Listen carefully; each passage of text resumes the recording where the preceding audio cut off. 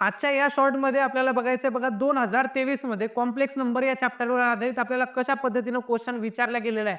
तर हा क्वेश्चन आपण फक्त लॉज ऑफ इंडायसेस वरून काय करू शकलो असतो, सॉल्व्ह करू शकलो असतो. तर या ठिकाणी बघा आपल्याला काय विचारलं, द व्हॅल्यू ऑफ धिस आणि याच्यामध्ये बघा आपल्याला आय ची व्हॅल्यू इज इक्वल टू काय दिलेलं आहे, √-1.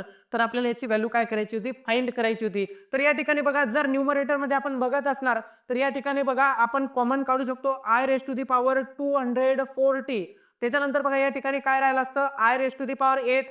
या ठिकाणी राहिलं असतं i raise to the power 6, i raise to the power 4, i square plus या ठिकाणी काय राहिलं असतं 1. त्याच्यानंतर डिनोमिनेटर मध्ये बघा आपण काय कॉमन काढू शकलो असतो, i raise to the power 241.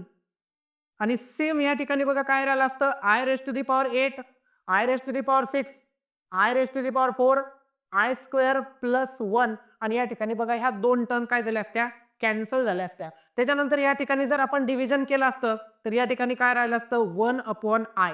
त्याच्यानंतर आपण याला काय केलं असतं, रॅशनलायझिंग. रॅशनलायझिंग म्हणजे काय, या ठिकाणी आय न मल्टिप्लाय आणि आय न काय केलं असतं, डिवाइड. तर 1 इंटू आय या ठिकाणी काय आलं असतं आय, आणि आय इंटू आय या ठिकाणी काय आलं असतं आयचा स्क्वेअर.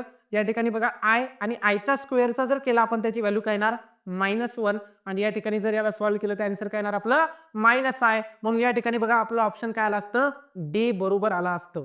धन्यवाद.